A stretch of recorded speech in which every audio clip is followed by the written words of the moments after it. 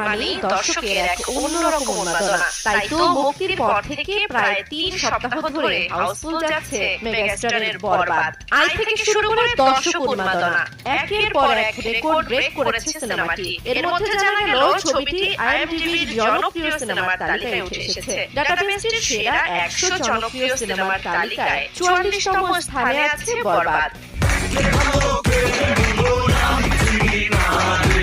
চার্টে প্রথমে রয়েছে হলিউড সিনেমা মাইনক্রাফট মুভি।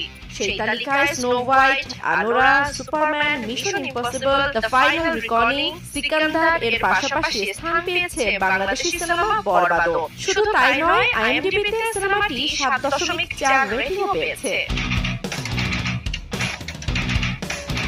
এছাড়াও আগামী ১৮ এপ্রিল যুক্তরাষ্ট্রে ও ১৯ এপ্রিল কানাডায় মুক্তি পেতে যাচ্ছে বরবাদ এবং আগামী ২৬ এপ্রিল মুক্তি পাবে